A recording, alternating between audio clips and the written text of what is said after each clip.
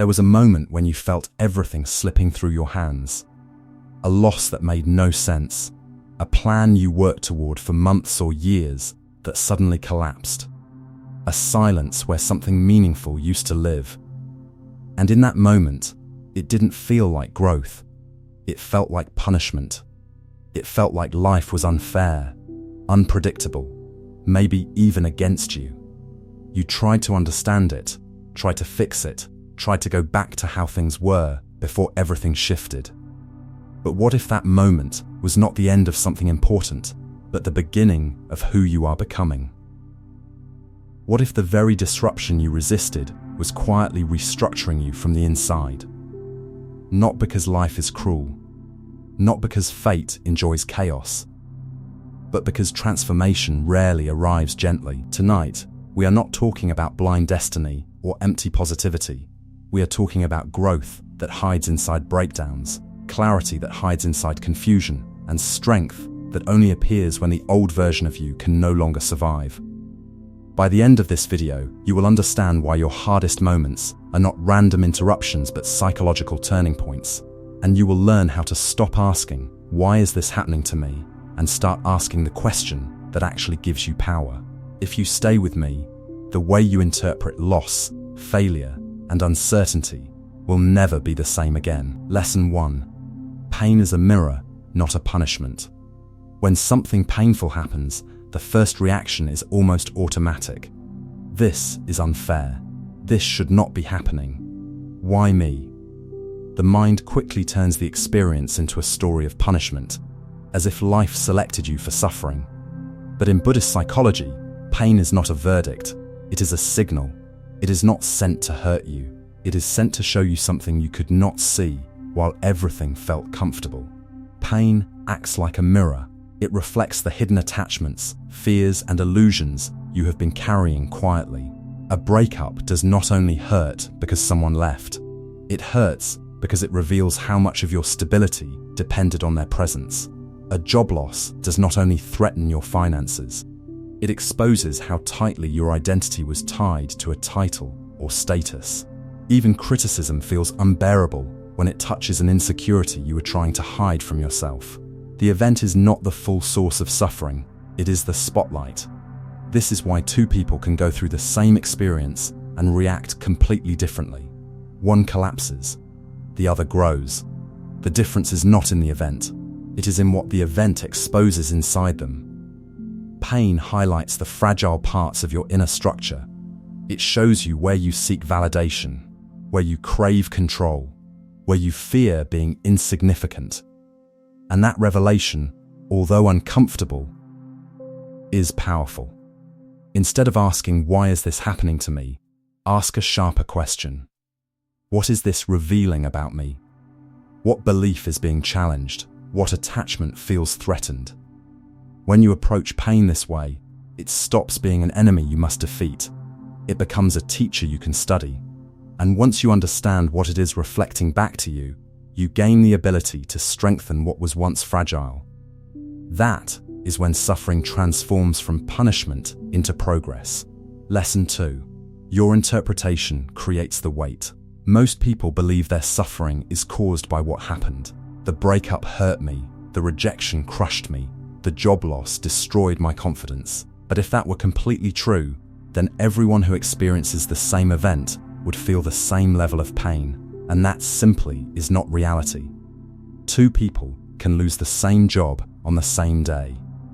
One walks away feeling humiliated, embarrassed, replaying the failure in their mind for months.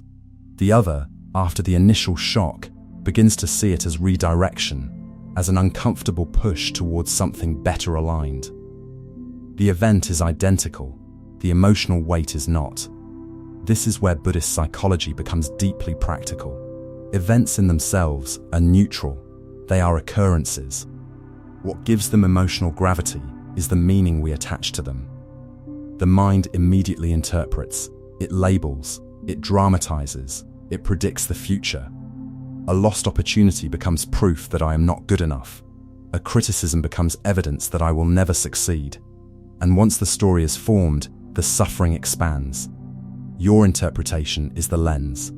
And the lens determines the size of the problem. When you interpret an event as personal failure, the mind tightens. When you interpret it as feedback or redirection, the mind opens. This does not mean pretending everything is positive. It means recognizing that between the event and your emotional reaction, there is a layer of thought. And that layer is powerful. The shift that changes everything is moving from victim to observer. A victim says, "This happened to me, and now I am stuck with the consequences." An observer says, "This happened, and I am noticing how my mind is responding." That small distance creates freedom. You begin to see that the suffering is not just in the event, but in the narrative repeating inside your head. If your interpretation can magnify pain, it can also reduce it. When you realize that meaning is created internally, you regain control where it truly matters. Not control over life's unpredictability, but control over the story you choose to tell yourself. And that choice quietly determines how heavy your life feels. Lesson 3. Growth requires identity death. Most people say they want growth. They want confidence, peace, discipline, self-respect.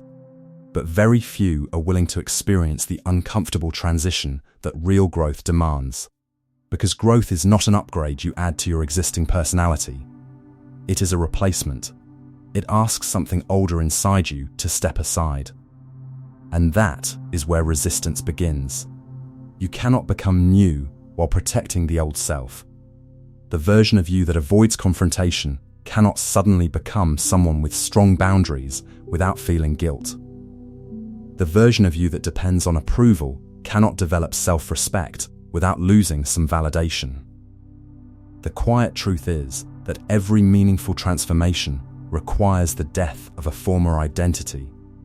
Not physical death, but psychological release. And the mind does not surrender identities easily.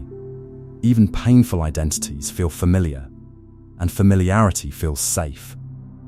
This is why we want evolution without discomfort. We want confidence without awkward attempts. We want respect without risking rejection. We want success without public mistakes. But confidence is built through visible imperfection.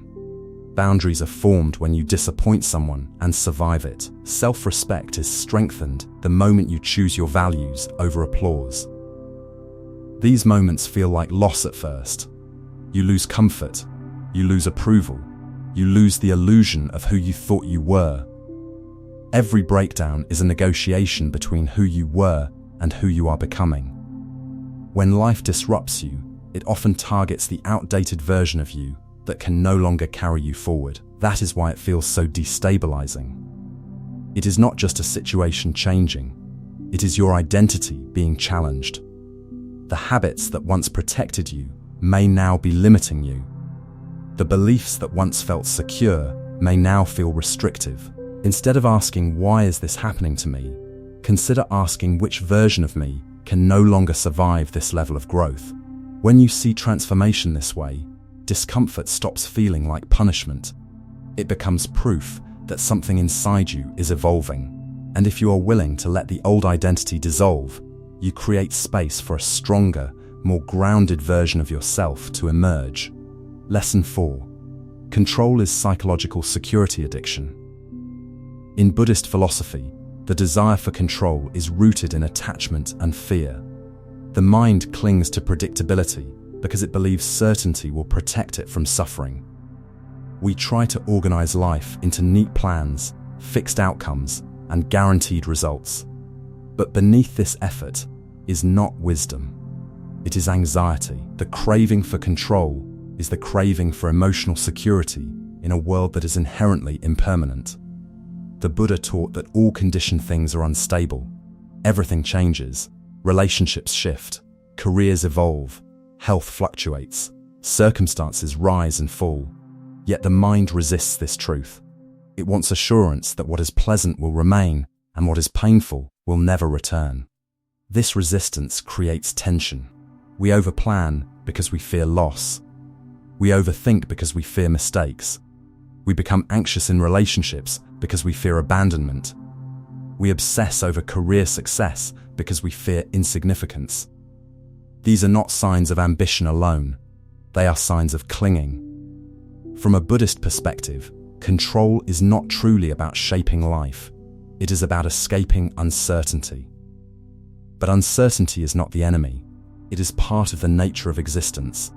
The more we attempt to secure permanent stability, the more we suffer, because we are demanding something from life that it cannot provide. This is the subtle form of dukkha, the unsatisfactoriness that arises when we cling to what cannot be held still. The teaching is not to become passive or careless. Buddhism does not reject effort. It rejects attachment to outcomes. There is a difference. You act with wisdom, but you release the demand that life obey your expectations. When action is combined with non-attachment, the heart becomes lighter. What you truly need is not certainty, it is inner steadiness. Emotional resilience arises when you accept impermanence rather than resist it. When the mind understands that change is natural, it stops fighting reality. In that acceptance, fear begins to soften. You no longer try to control every wave. Instead, you cultivate balance within yourself. And when inner balance is strong, the uncertainty of life no longer feels like a threat, but simply part of the path. Lesson 5. Resistance multiplies suffering. One of the most subtle teachings in Buddhist philosophy is this: suffering is not only created by pain itself, but by our resistance to pain. The first arrow is the event. The second arrow is our reaction to it. And often, the second arrow wounds us more deeply than the first. When sadness appears, most people immediately try to push it away. They distract themselves, criticize themselves for feeling weak, or demand that the feeling disappear. But in fighting sadness, they give it more energy. The mind keeps returning to it, analyzing it, arguing with it.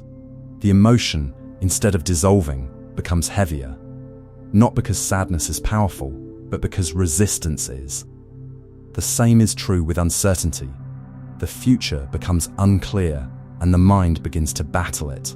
It demands guarantees, replays worst-case scenarios, tries to predict every possible outcome. This internal struggle magnifies fear. Uncertainty itself is neutral. It is simply the absence of fixed knowledge. But when the mind fights it, uncertainty transforms into anxiety. What could have been a passing discomfort becomes an ongoing disturbance. Endings reveal this principle clearly. When something in life closes, a relationship, a phase, a role, the natural response is grief. Grief is not wrong, it is an honest reflection of change. But when we refuse to accept that something has ended, when we mentally argue with reality, we prolong the pain, we replay memories, we imagine alternative outcomes. We tell ourselves this should not have happened, and in that refusal to accept impermanence, suffering deepens. Buddhist wisdom does not say suppress emotion, it teaches observation without attachment. When you observe an emotion with awareness, you allow it to exist without feeding it. You recognize sadness as sadness. You recognize fear as fear. You do not label it as failure. You do not build a story around it. In this way, awareness becomes spacious, and in that space, emotions begin to lose their intensity naturally. Resistance tightens the mind, observation softens it. A simple practice can begin this shift. The next time you feel overwhelmed, do not immediately react. Pause, take one slow breath. Notice what is present inside you. Is it anger? Is it disappointment? Is it fear? Instead of trying to solve it instantly, simply acknowledge it. This pause interrupts the automatic cycle of resistance. Over time, you begin to see that emotions rise and fall like waves. They do not need to be defeated, they need to be understood. When you stop fighting what is already here, you stop multiplying your suffering. And in that quiet acceptance, you discover that much of the pain you carried was not caused by life itself, but by the struggle against it. Lesson 6. Timing shapes you more than outcomes. One of the hardest truths to accept is that life does not move according to your schedule. You can want something deeply, work toward it sincerely, and still watch it slip away. A relationship that felt perfect at 22 collapses. An opportunity you prayed for never arrives. A dream you carried for years seems delayed without explanation. In those moments, the mind immediately interprets the delay as denial. It feels personal. It feels unfair. But from a Buddhist perspective, timing is not random cruelty. It is part of development. Impermanence does not only remove things from your life, it also shapes the conditions under which things can arrive. What you often call rejection may simply be preparation in disguise. Think about that relationship that did not work when you were younger. At the time, it felt like loss. But who were you then? Were you secure in yourself? Did you understand your own boundaries? Did you know how to communicate honestly, without fear? Many times, we mourn what we lost, without realizing we lacked the inner stability to sustain it. The relationship did not fail only because of circumstances. It may have failed because both people were still becoming. Or consider an opportunity that appears later in life. At 22, you may have wanted success immediately, but at 35, you carry more patience, more resilience, more clarity.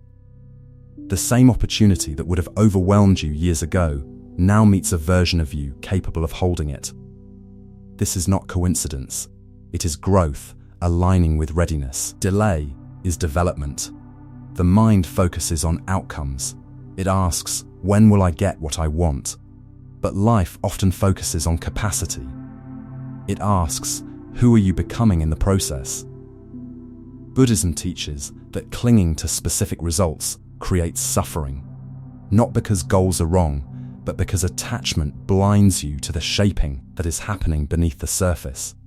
When something is delayed, the natural reaction is frustration. Yet beneath that frustration, invisible refinement is taking place.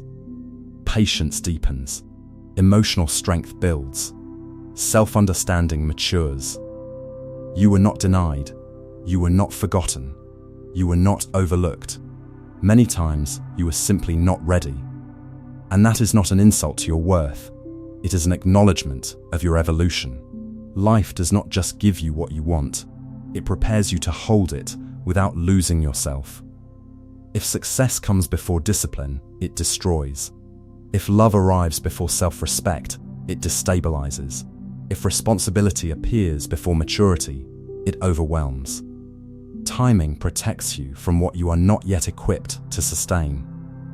When you begin to trust this process, impatience softens. Instead of obsessing over why something has not happened yet, you begin to ask, how am I being shaped right now? What qualities are developing in me during this waiting period? What strength is forming quietly? The outcome will matter for a moment, but the person you become while waiting will shape your entire life. And when the right moment finally arrives, you will not just receive what you once desired. You will be strong enough to keep it. Lesson 7. Meaning is created, not assigned.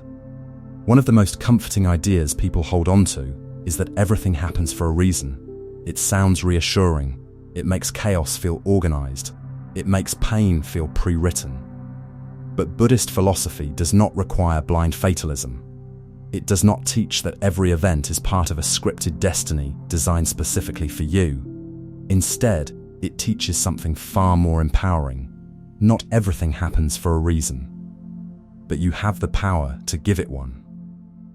There is a profound difference between believing life is predetermined and recognizing that meaning is created through awareness. When something painful happens, the mind desperately searches for an explanation. If it cannot find one, it invents fate. But Buddhism points toward responsibility rather than resignation. Events arise due to causes and conditions. They are not personal messages from the universe. They are part of a complex web of impermanence and interconnection. What transforms those events into wisdom is not destiny, it is your response. Trauma, for example, does not automatically become growth. Left unexamined, it becomes bitterness or fear. But when approached with awareness and reflection, it can become insight. You begin to understand your patterns. You recognize your triggers. You develop compassion for your own wounds and for the wounds of others. The pain itself did not contain wisdom. Your conscious engagement with it created wisdom. Rejection works the same way. Being turned away from an opportunity or relationship can easily solidify into self-doubt. You can decide that it confirms your inadequacy, or you can treat it as redirection, not because fate planned something better, but because you choose to ask a different question. What did this experience reveal? What path might now be opening that I would not have seen otherwise? The rejection remains the same. The meaning changes. Failure also carries this dual potential. It can become proof that you are incapable. Or it can become discipline. It can teach patience, humility, persistence, but only if you decide to extract those lessons. The event itself is neutral. The transformation lies in interpretation and action. This is the crucial shift. You are not a passive character moving through a story already written. You are an active participant, shaping the narrative through your awareness. Buddhism emphasizes right view and right intention, because your perception influences your path. When you believe everything is fixed by destiny, you surrender responsibility. When you recognize that meaning is created through conscious engagement, you reclaim agency. This does not mean forcing positivity onto pain. It means refusing to let pain define you without your consent. It means understanding that while you cannot control every circumstance, you can influence how that circumstance shapes your character. The causes that brought the event into your life may be complex and beyond your immediate control. But the causes you create now, through thought and action, determine what grows from this moment. You are not here to decode a hidden script. You are here to respond wisely to what arises. That response is where transformation begins. When you stop asking what fate intended and start asking how you can grow from this, suffering loses its fatalistic weight. It becomes material for development. Not everything happens for a reason. But when you engage with your experiences consciously, you create meaning that did not exist before. And in doing so, you step out of the role of victim of circumstance and into the role of participant in your own awakening. One day life will disrupt you again. It always does. A plan will change without warning. A door will close. Something you depended on will shift. And for a brief moment, the old reflex will try to return. The urge to panic, the urge to control, the urge to ask why this is happening to me. But this time, life will not meet the same version of you. It will meet someone who pauses before reacting. Someone who has learned that pain is not an attack, but information. Someone who understands that uncertainty is not a threat, but a condition of being alive. It will meet someone who no longer begs for control just to feel safe. Someone who recognizes that growth rarely feels like growth in the beginning. It feels like loss. It feels like endings. It feels like identity dissolving before strength has fully formed. That version of you does not collapse when circumstances change. They observe, they breathe, they respond instead of react. They understand that timing shapes them. That resistance multiplies suffering. That meaning is created through awareness. So when disruption comes, and it will, they do not immediately label it as unfair. They ask a different question. What is this shaping within me? And slowly, almost quietly, the narrative changes. You no longer see yourself as a target of random events. You begin to see yourself as someone being refined by them. Not because everything is predetermined, not because the universe is scripting your life, but because you have chosen to participate consciously in your own transformation. So one day, when life shifts again, you will not whisper, "Why is this happening to me?" You will understand something deeper. Nothing is happening to you. It is happening through you, through your perception, through your response, through the strength you have been building all along. If this way of seeing life resonates with you, stay close. This is what we explore here.